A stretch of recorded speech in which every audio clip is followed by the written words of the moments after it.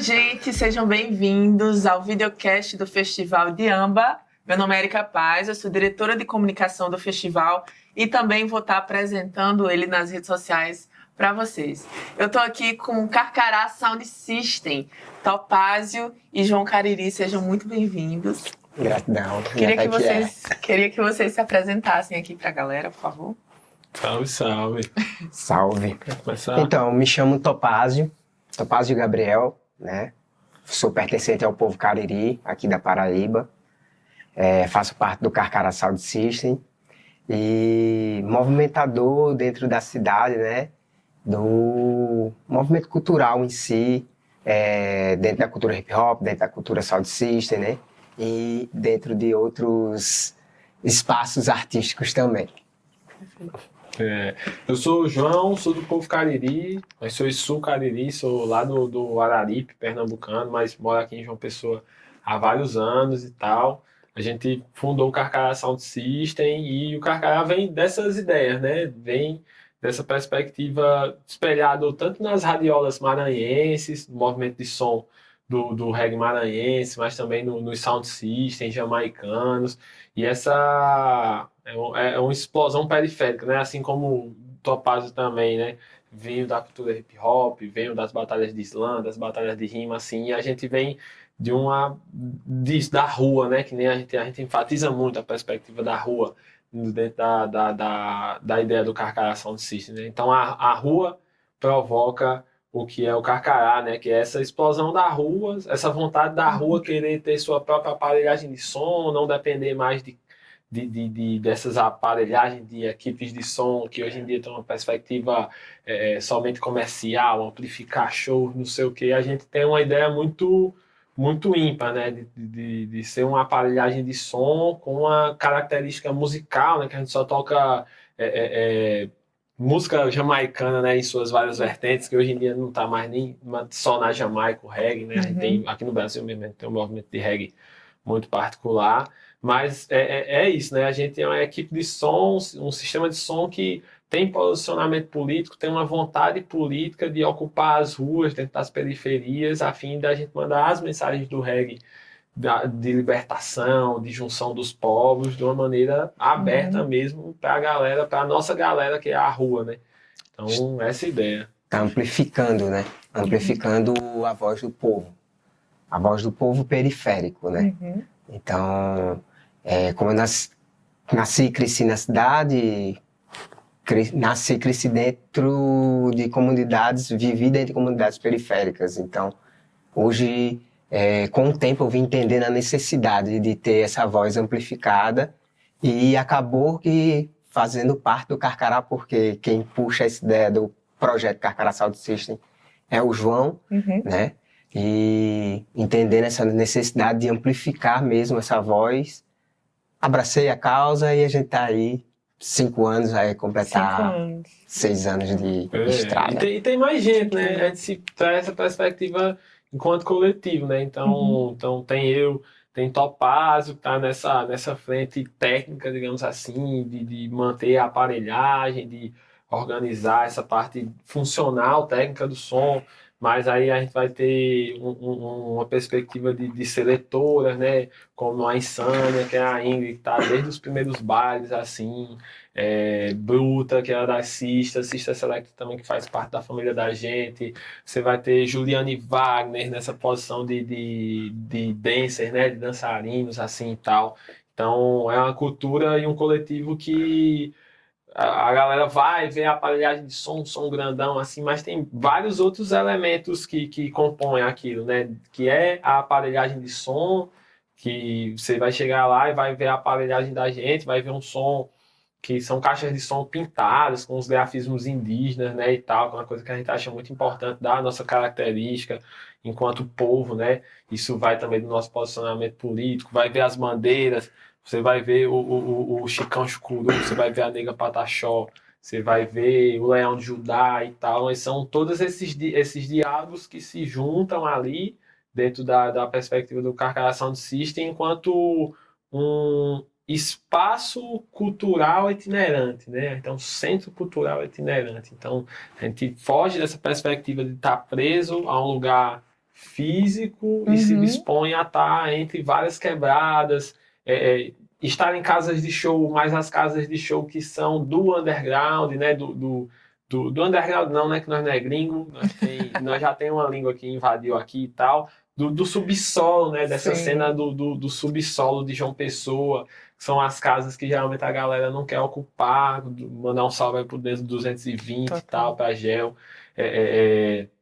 Esses bares que se propõem a receber um sistema de som grande e colocar o reggae junto das mensagens assim e tal. Tem acho que tem uma frase que vai muito de encontro assim, que dizia Júlio no Norte, né? Que é os bares de reggae onde uma mão vai no joelho e outra vai na consciência, né? Então é isso, A né? gente se É sobre mover diverte. o corpo, divertir, mas Mas sempre trazendo uma mensagem. Mensagem, Perfeito. um pensar, né? Aham. Um pensar mesmo sobre a vida no singular, mas também no coletivo, que é importante.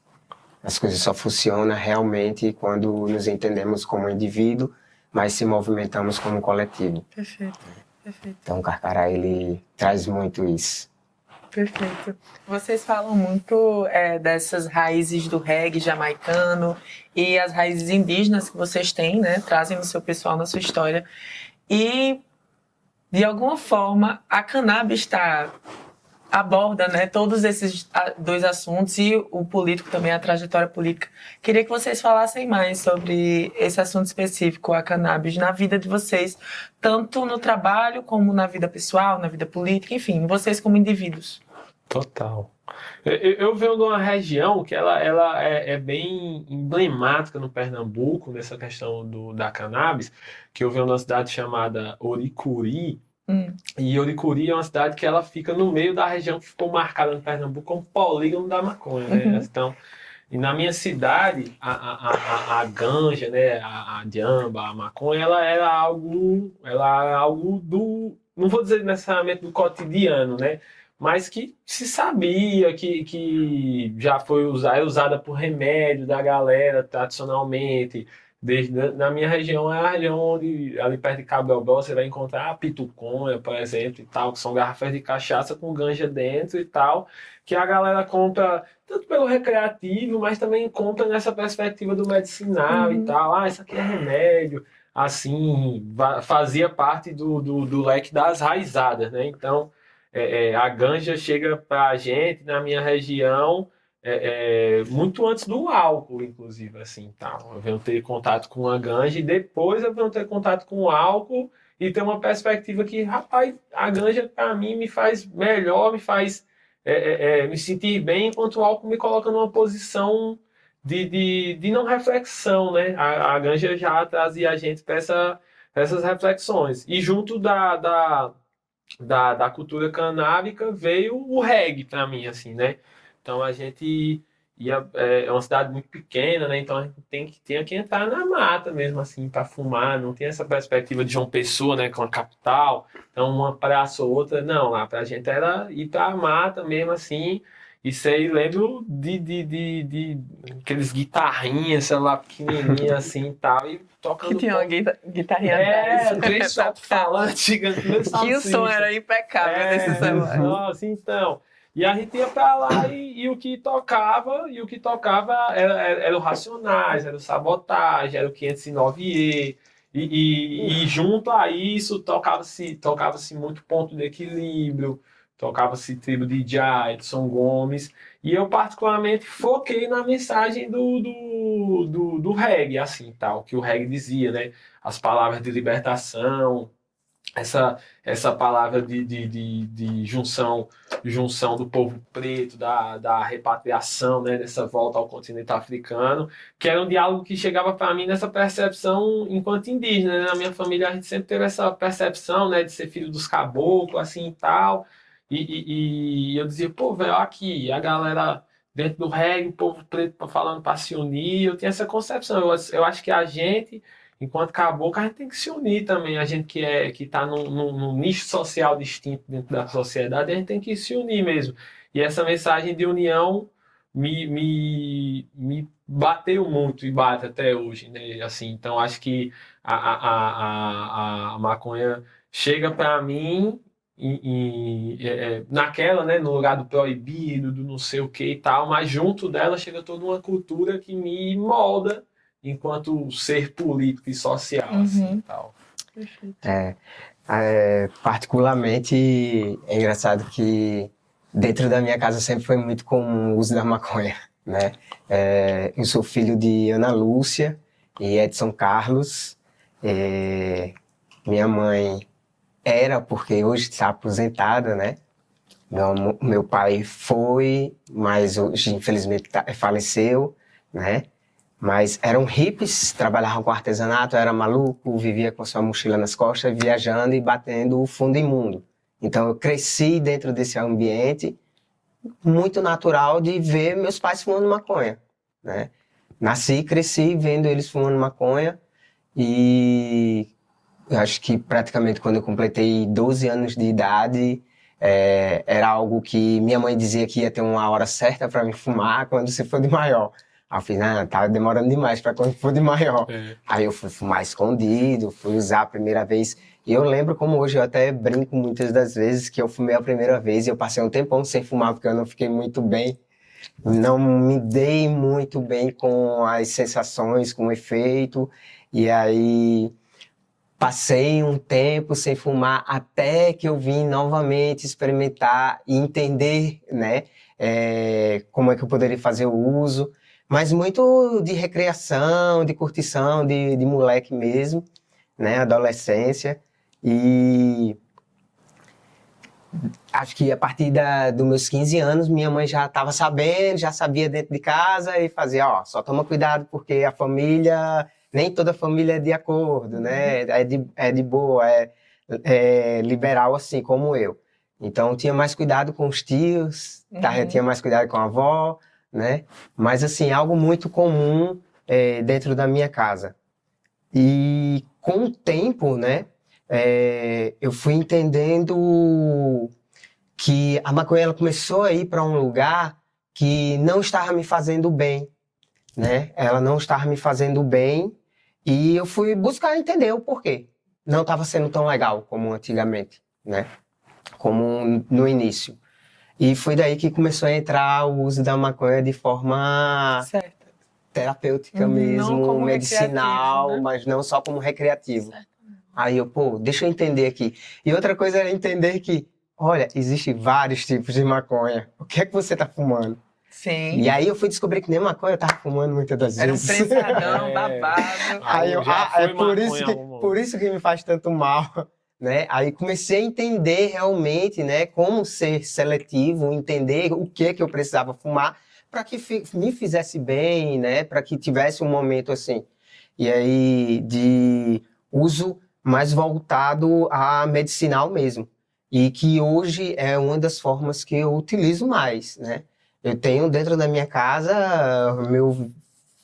praticamente meu irmão, meu vizinho, companheiro de luta, minha companheira, todo mundo faz uso, mas aí eu sou o careta. Porque muitas das vezes eu só fumo uma específica que eu me dou bem, que me faz bem, né? Que eu consigo realmente fazer uso e sentir o cuidado que essa medicina tem no meu organismo, na minha mente, na minha alma em si, né? Entendendo como tantas outras ervas que a gente tem dentro do nosso cotidiano. Até mesmo como uma pessoa que traz essa tradição do uso das ervas para o cuidado do corpo, da mente e do espírito, né? Então eu tenho muito hoje esse cuidado com a maconha em si, né? De como usar e o que é que realmente eu estou usando, né? Uhum. Pode falar, João. Não, eu acho que é doido, né? Porque eu acho que isso é uma preocupação que é doido, né, velho? A gente, hoje em dia, a gente continua morando num bairro não tão desenvolvido, em João Pessoa. Tradicional, A gente mora num bairro mais antigo, né? Que é o Castelo Branco, onde está concentrado boa parte de uma cena artística de João Pessoa, assim, universitária artística. Por vários motivos, né, assim, tal, mas e é isso, né, é um bairro que tenta se elitizar e tal, mas continua ali as partes periféricas do bairro, onde, por exemplo, a galera que é nossa amiga, né, que cresceu junto com a gente, assim, ele não cresceu junto comigo, né, mas eu tô aqui há uns 8 anos, já vi boa parte da galera ali também crescer junto, Claro. assim, e tal. E ainda hoje é difícil, né, de tipo, sei lá, os caras não querem botar uma piteira no baseado, não quer botar, a frescura, tipo, não, só tem um prensado para fumar. Eu, particularmente, ainda fumo qualquer coisa se tiver na roda, né? Mas eu tenho consciência de, tipo, porra, tem coisa que é embaçada, né? De, tipo, velho, tô meio zoado dos pulmão, tô meio zoado do juiz e tal, não vou fumar desse tanto, não. Não, hoje, de, tipo, até de conseguir dizer pra mim mesmo, assim, não, velho, hoje eu não vou fumar. Não tô afim de fumar hoje não e tal. E essa consciência demora para chegar pra gente, porque quando a gente era mais novo, não tinha Não essa. se Era que tinha, discutia mudava o isso. distribuidor, eu acho, mudava. Essa ali no sertão mesmo, mudava só. Essa é a do Índio, essa é a do seu Antônio, essa aqui é a do lá do Lopes. Mudava só a localidade, onde a o endereço, vinha, né? assim, ninguém sabia o que se estava fumando, né? Sim. E hoje em dia, a gente foi buscar acesso também, informação e tal, e sacar que, rapaz, tem isso, tem uma planta que ela atua mais no corpo, tem uma que atua mais na mente, então, se eu tô, dadas as limitações financeiras que, infelizmente, com a proibição, a ganja, falar de ganja, falar sobre acessar tipos específicos de ganja, É só pra elite, as melhores. muito difícil Infelizmente. ainda. Infelizmente. Você fuma o que tem, velho. É engraçado que eu já tenho 40 anos, né? Então, Não tipo, parece o passado. eu venho de uma época que tinha muito isso. Fumava, travava tudo. E aí o povo ficava tudo vermelho. E eu peguei isso, né? Ainda muito forte, de ter que segurar a fumaça e ficar morrendo ali. E eu fazia, meu Deus, não precisava disso tudo. E eu lascando meu pulmão, né? E aí a informação chegou, gente, não precisa fazer isso. Você traga, tá bom, tá de boa.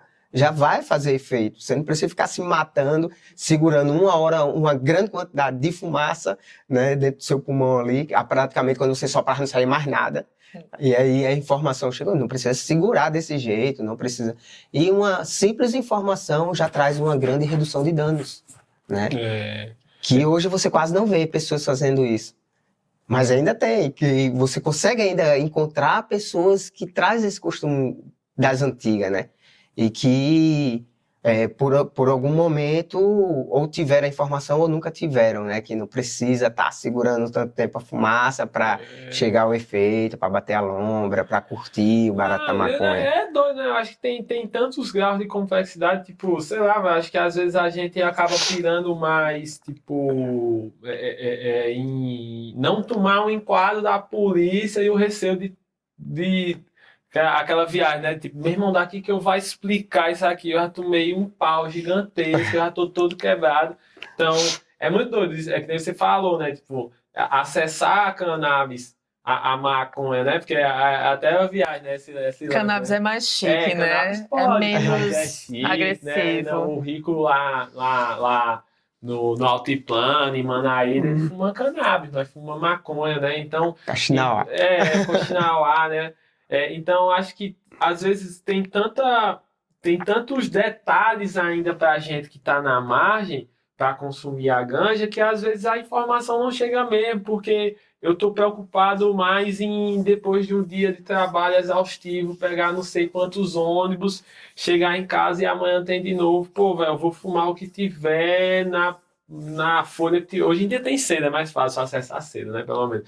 Mas é isso, velho. Eu tô no receio de se a polícia vai saber. Às vezes é isso, se meu vizinho vai ligar para alguém, vai. Então, eu acho que tem tantos receios para a população marginal ainda em relação à ganja, à cannabis, à maconha, que às vezes, mesmo com tanta informação, eu ainda tenho preocupações muito maiores para me preocupar, que tomam tempo na minha mente, do que tá sacando que, sei lá, fumar numa seda marrom tem um impacto um pouco menor do que fumar numa seda clarificada, né? Ou fumar numa folha de caderno, que, né? A gente fumava quando era mais novo. Não tinha Culumine, meu irmão. Quando chegou o Culumine, era a revolução, bolar um baseado numa Culumine e tal. Era folha de caderno mesmo e tal. Pacote de cuscuz, né? Você tirava aquela sedinha branca assim do pacote de cuscuz e fumava naquela parada.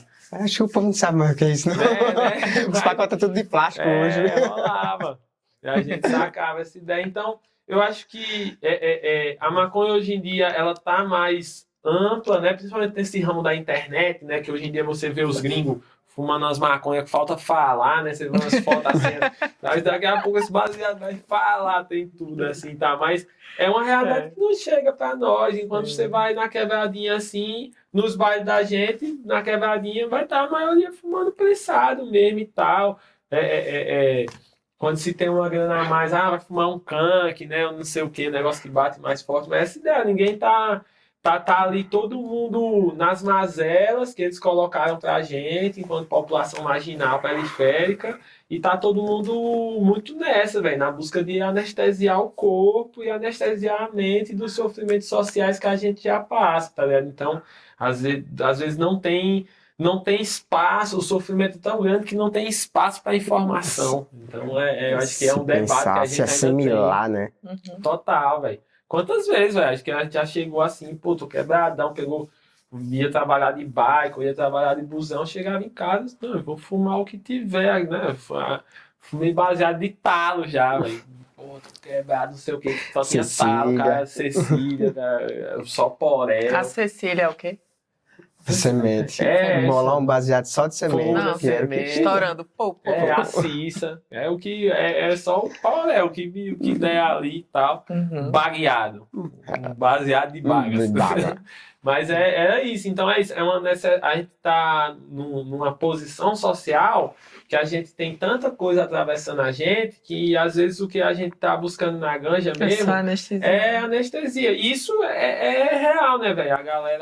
A galera do continente africano que foi trazida para cá escravizada vinha via na ganja também, já via isso lá, né, como remédio para anestesiar o corpo, mas via aqui isso também, né, tipo uma maneira de anestesiar o corpo de tanto sofrimento, assim e tal.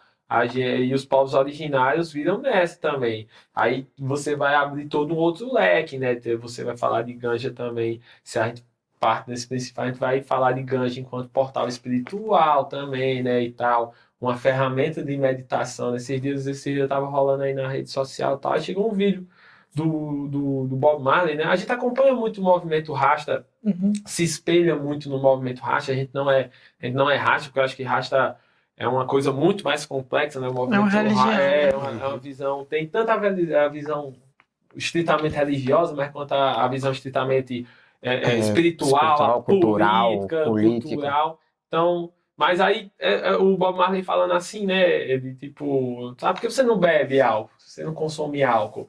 Aí ele fala, não, cara, porque o álcool me deixa bêbado, simplesmente me deixa bêbado, e o que eu quero é estar no estado de meditação.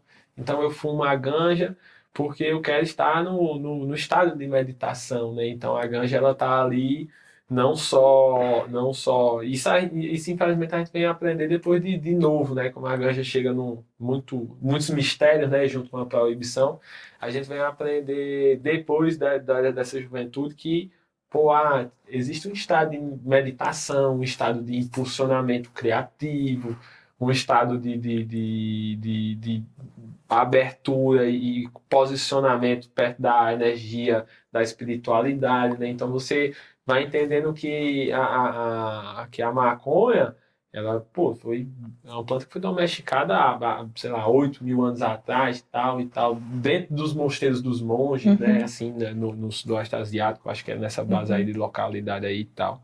Então, ela tem um sentido, né, de por que usar essa planta, assim, então, mais do que esse esvaziamento, né, que aí vários debates sobre o que é a ganja nas redes sociais hoje em dia, a ostentação da ganja, em contraparte à violência policial em cima das guerras às drogas, mas é uma planta que ela tem, antes de tudo isso, ela tem um lugar e uma posição ancestral mesmo, assim, no mundo, né? Então, E trazendo nessa ancestralidade, assim, vocês têm muita vivência periférica da maconha associada com sobrevivência, e, enfim.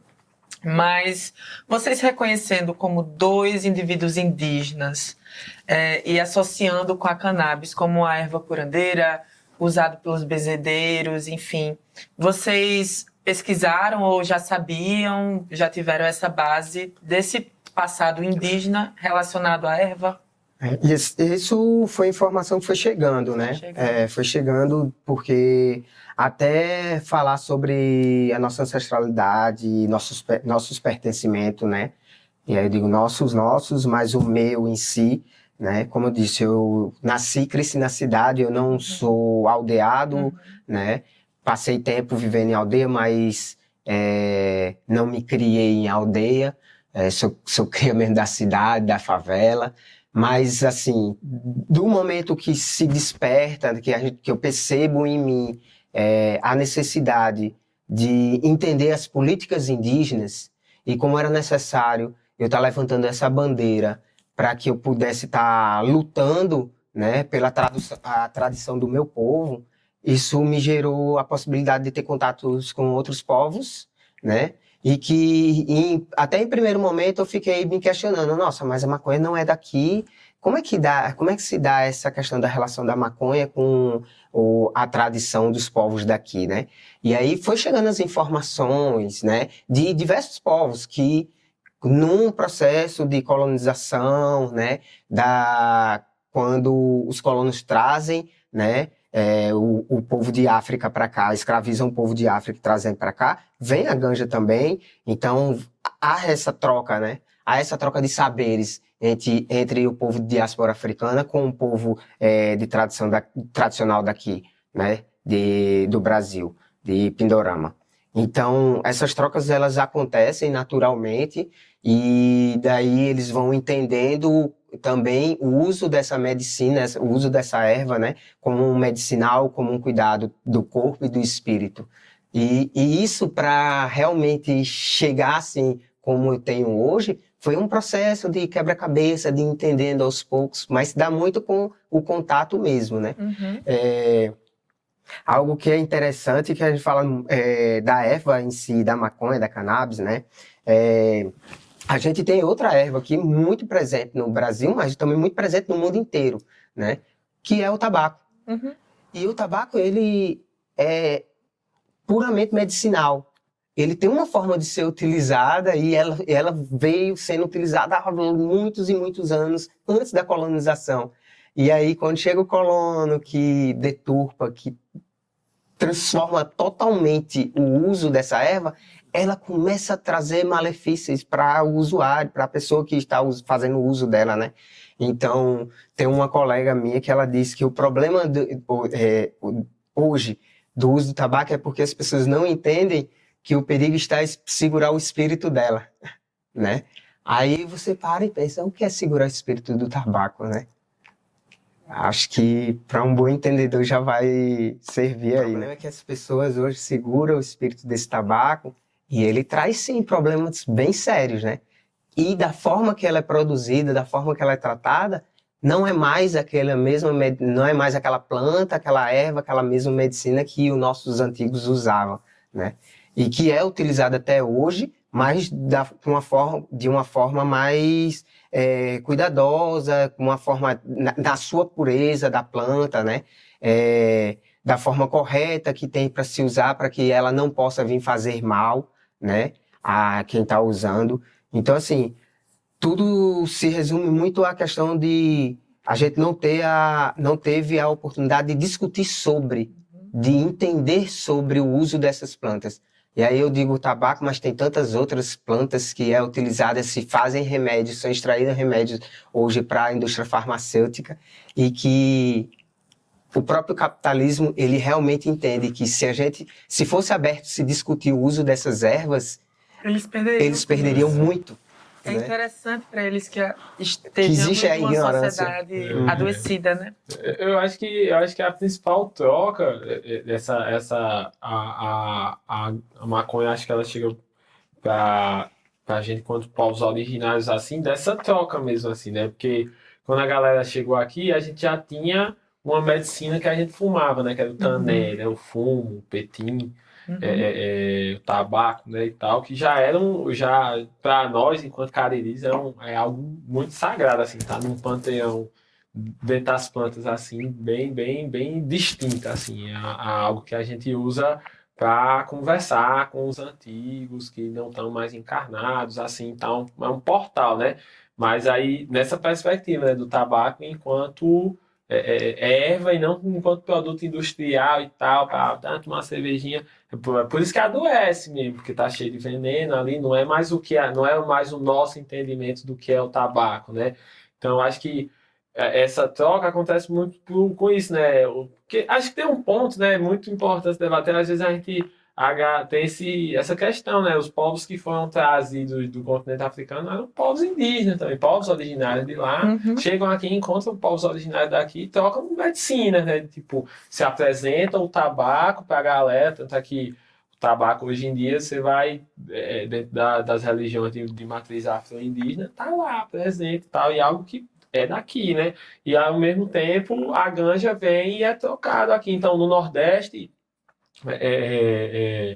você vai ter vários povos no Nordeste usando a maconha como e não só a erva fumada, né? Você vai ter banhos, você vai ter bebidas, parteiras usam pomada, então tudo isso aí você vai subir lá no Alto Norte, os povos indígenas de lá, você vai ter ritualísticas voltadas à maconha hoje em dia, com alguns povos, assim, você vai descer, aí você vai ao centro-oeste, você vai ao sul do Brasil, e onde você chegar, eu garanto que a grande maioria dos povos indígenas vai ter um diálogo, vai contar, né? Tem um filme muito famoso quando a gente fala de cannabis, inclusive, que é o Dirijo. Sim, né? falaram. E Dirijo fala sobre isso, né? Fala dessa relação, salvo engano, dos craôs com a maconha, e a galera chega, proíbe o uso da maconha lá dentro do território, né? O Estado vem, e aí o álcool entra, e você começa a ter várias maneiras. Adoecer. Adoecer todo o povo.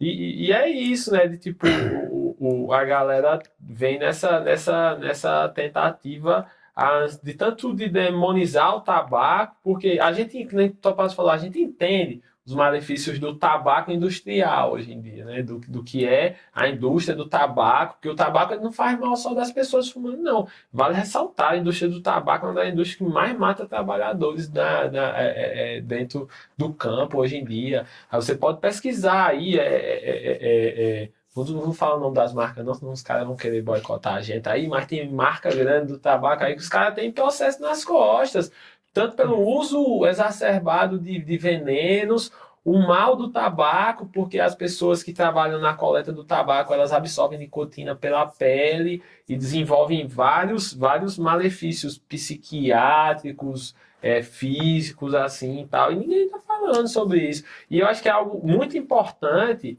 que a gente, quanto povos originários, vem falando sobre isso dentro da agricultura ancestral, dentro da agroecologia também, que a gente tem que ter um entendimento que se a gente não fizer nada, quando a ganja for liberada no Brasil, a ganja vai seguir o mesmo corre. A marca tal vai vender ganja cheia de veneno, num maço de cigarro, assim e tal.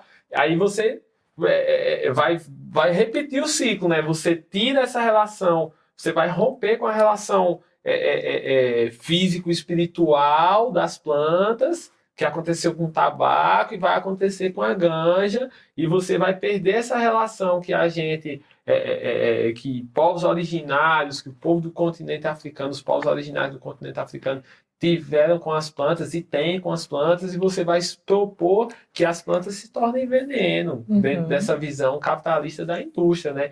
Então, acho que a gente tem uma missão também, que é guardar esse uso tradicional, debater esse uso tradicional como remédio para parteria, para tratamento de asma, tá ligado? A galera, pô, é uma planta que fuma, mas é a mesma planta que a galera usava para combater a asma no sertão antigamente, assim, tal. Nossa, eu não sabia. Então acho que quando a gente vai falar dessas coisas, dessas relações ancestrais com as plantas, eu acho que cabe muito a gente pensar nisso, assim, tal, porque eu acho que a maconha, hoje em dia, Aí eu me proponho a falar como América do Sul, né? A maconha tem uma visão muito estadunidense hoje em dia. E cabe uma crítica a todas as associações aí. Parem de achar que a gente é os Estados Unidos, esse modo de produção não vai dar certo. Como assim? Desenvolve.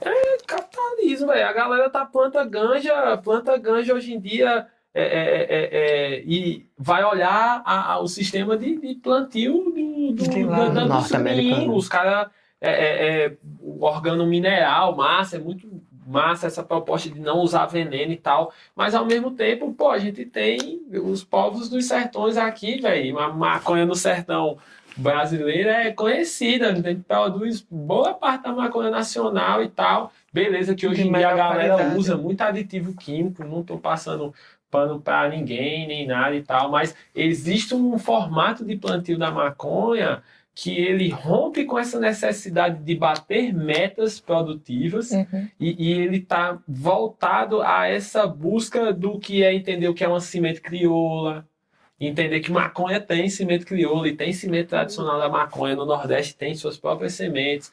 O Paraguai vai ter suas próprias sementes de maconha e tal. E os gringos tem aquela, sei lá, acho que é Cannabis Hunter, não sei o que e tal. Uma série que é os gringos saindo dos Estados Unidos e rodando o mundo atrás de coletar sementes e strains, né? De maconhas do Marrocos, aqui da América do Sul, não sei o que e tal, para levar para lá, fazer um mega desenvolvimento genético da planta.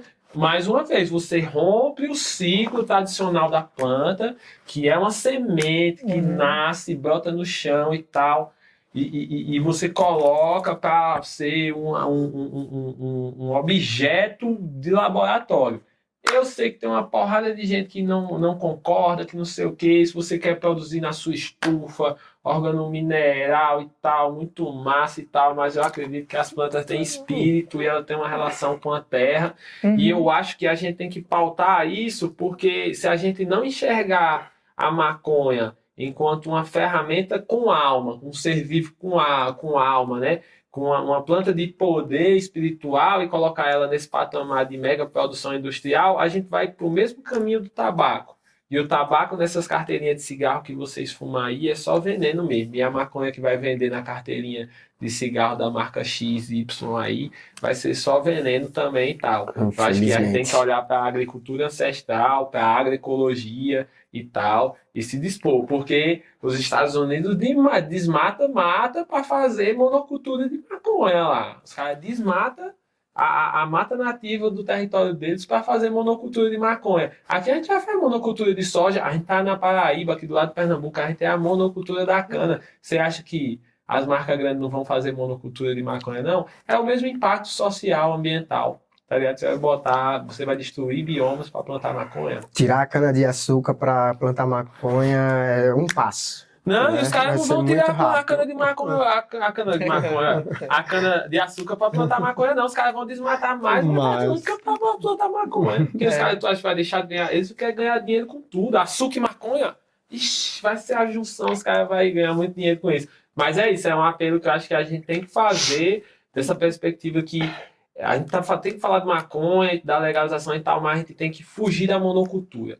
A gente não pode bater a mão e entregar a maconha na mão do agronegócio, do agro, porque é o mesmo agro que mata os povos indígenas, que mata os povos quilombolas, que mata os povos campesinos, assim. Então, se a gente vai falar de maconha, da legalização, da grande produção de maconha, enquanto não gosto do termo commodity, né? Mas enquanto insumo agrícola, né? Enquanto produção agrícola, a gente tem que falar contra a monocultura, velho. A gente é o país da monocultura e mais uma vez vai ser isso. Que nem a soja, vai vender para gringo e aqui que se Vamos continuar com o podre, com o resto. Sim. Para vocês, como seria assim, não vamos ser utópicos, né? Mas um modo possível com a legalização, que eu acho que vai acontecer. Sim. Muito axé para isso. Mas como seria possível de uma forma que respeitasse essa alma, né, da planta, mas também pudesse comercializar e chegar de fácil acesso às pessoas? Então, a gente tem como exemplo os pequenos agricultores, que hoje temos várias feiras que acontecem aqui dentro de João Pessoa. Sim, né? perfeito. E está funcionando. Funciona, né? Ela funciona. Eu já vi algumas pessoas reclamarem, mas às vezes é um pouquinho mais caro. É um pouquinho mais caro porque às vezes porque é menor, né? A produção acaba sendo menor porque a busca, né, por eles, pelos produtos que eles produzem, ainda é muito pequeno. Então, se tem mais pessoas que façam compras, que façam uso desses produtos, tem mais produtores e vai incentivar mais o mercado voltado a esses alimentos, pode-se dizer, zero veneno, né? Então, entender que começa dos pequenos agricultores, né? Começa do incentivo. Mas para que esses pequenos agricultores eles possam até quebrar, né, essa questão do preconceito com a maconha em si, tem que existir muita discussão, muita conversa, muita desconstrução, né? Porque ela foi muito demonizada, né? Ao longo dos anos, ela é muito demonizada. Então, não vai ser fácil, né? Não é fácil. Mas tem que se trazer para a roda, para botar na mesa mesmo a conversa e discutir sobre, para desconstruir tudo que foi construído de a maldita maconha, né? Que eles têm muito guardado assim. Começando até mesmo dentro da questão religiosa em si, né? Que eu acho que é a parte mais difícil que vai existir, né? Trazer para dentro da religião em si, trazer para dentro das igrejas, que é uma medicina, né? Que é uma medicina que a gente precisa cuidar dessa medicina da melhor forma possível, para que não se torne uma medicina como muitas das vezes é tirado do mercado, o mercado farmacêutico pega um monte de planta, faz medicação, sintetiza aquilo ali, né? E aí a gente tem aí o povo se afogando no clonazepam, né? Nos vários pães da vida, ansiolíticos e... Não, a maioria das vezes quando a gente vai ver o princípio ativo é tirado de uma planta, né? Do meio vegetal mesmo. Então, desconstruir isso de forma dentro desses setores religioso, né, do meio familiar mesmo, para que o povo entenda realmente que é uma planta que merece um cuidado e que essas pessoas que trabalham com a terra, né, as pessoas que trabalham tradicionalmente com a terra, sabem como cuidar, sabem como tratar, sabem que aquela planta é uma vida e precisa ser bem cuidada, né? Então, eu acredito que esse é um pequeno caminho que a gente pode começar. Dentro da viagem, né, o Sound System, a gente já chegou na revolução, à reforma agrária, mas é isso aí, quem vai salvar o mundo é a agricultura familiar. E você vai ouvir o reggae jamaicano, né, pegando esse gancho assim, mas você vai ver, velho, os caras lá estão falando do chalice, né, do cálice, né, que é como eles falam sobre o consumo da ganja lá e tal. Então você vai ter várias músicas onde você vai estar falando, né, velho, o cara... eu quero plantar a minha planta e eu não quero não mais ser perseguido por plantar a planta, por fumar o chalice, né? Pelo direito de tomar o meu remédio, my medicine, né? Que nem eles falam, né?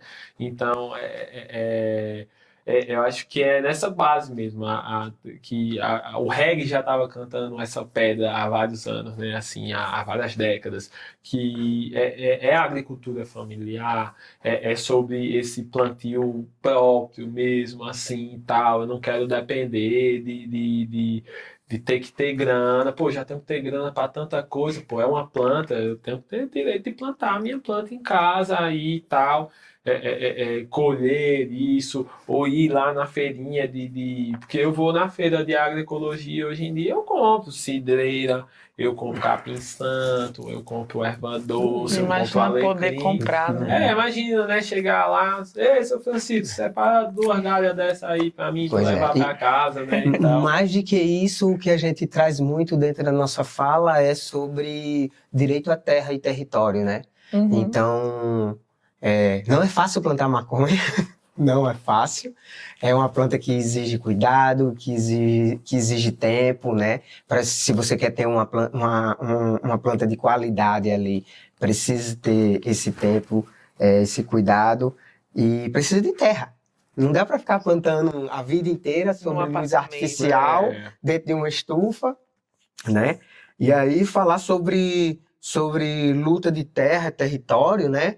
É falar dessas bandeiras que a gente carrega, né? Carcará Sound System, ele não é rasta, né? A gente não tem o Marcus Darwin, muitas das vezes que a gente vê as bandeiras, o Haile Selassie. A gente tem aqui, ó.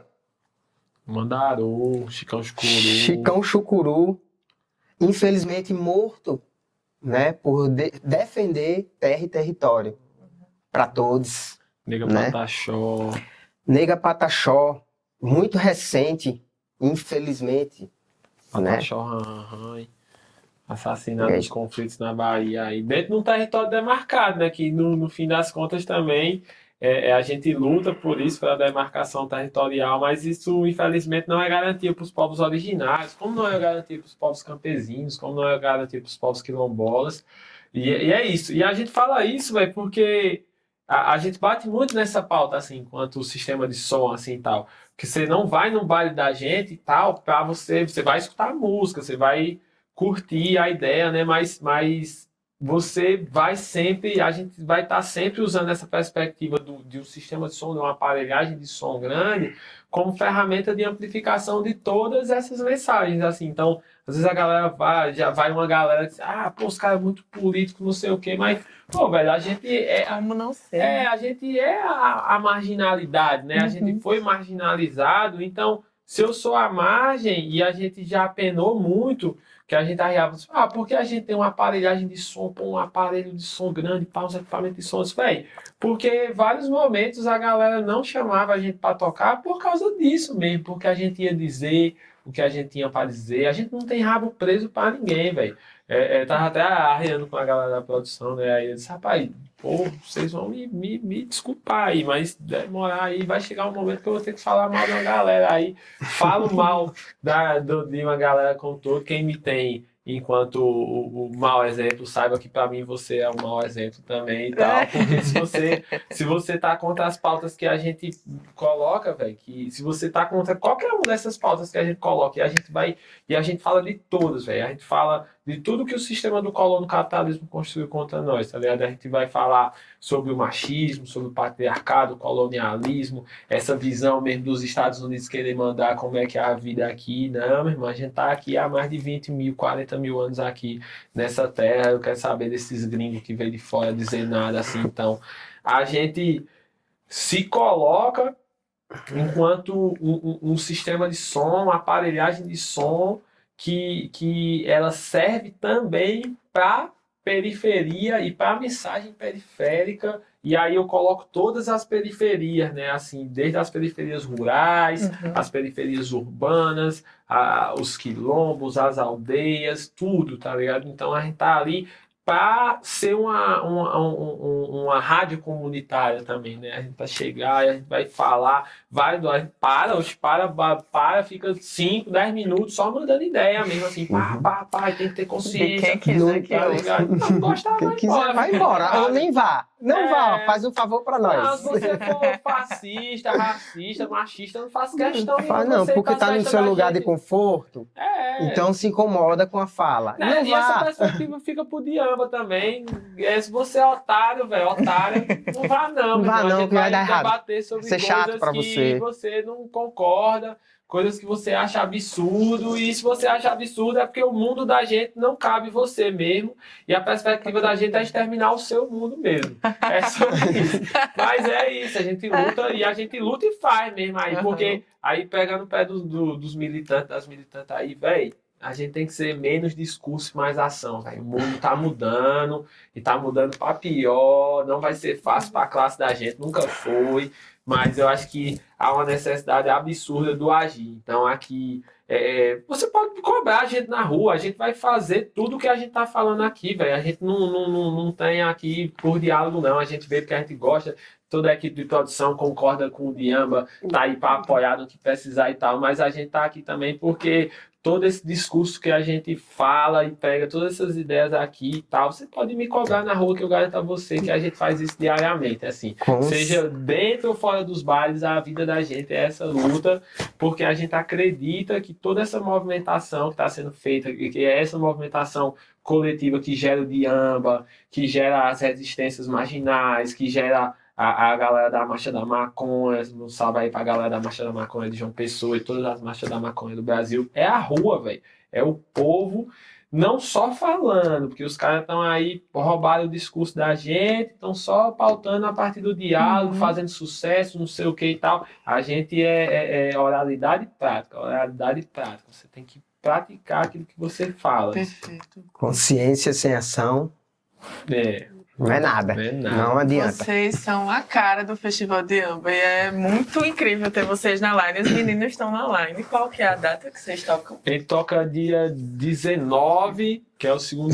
encerramento, né, do festival. Nós vamos fazer o encerramento aí. Inclusive, você vai estar no encerramento do Diamba, você vai ver esse mesmo discurso nas caixas de som lá, mas adubado com muito reggae, assim também, porque eu acho que o reggae leva muito essa percepção, né? Às vezes a gente não entende o inglês, eu também não sou o melhor entendedor do inglês assim, mas a gente procura, né? E a gente se propõe a estar no baile, só esse maluco aí, nessa música, essa maluca aí, ele tá dizendo que é pra resistir contra o sistema. Babilônia é vampiro, Babilônia é canibal, que a Babilônia, essa metáfora, né, que o Rasta que usa para falar do sistema capitalista, do sistema colonial e tal, enquanto a Babilônia, né? Então, a gente procura traduzir o que a galera tá fazendo, né? Tá falando ali e tal, para que é isso, né? É música, é conexão artística, mas é cultura. Perfeito.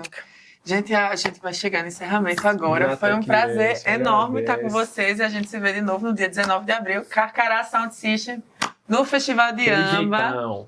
Muito obrigada, João Cariri. Muito obrigada, Topázio. Meu nome é Erika Paz. Foi um prazer grande estar aqui com vocês. Estamos encerrando o nosso 3º episódio. Lembrando que os ingressos do festival, que vai ocorrer dia 18 e 19, estão disponíveis na Shotgun, tá? Esse videocast é patrocinado pela Mills Audiovisual e Comunicação e TV Extremo Oriental. Foi um prazer estar com vocês e a gente se vê nas redes sociais. Bocuiá. Beijão. Bocuiá.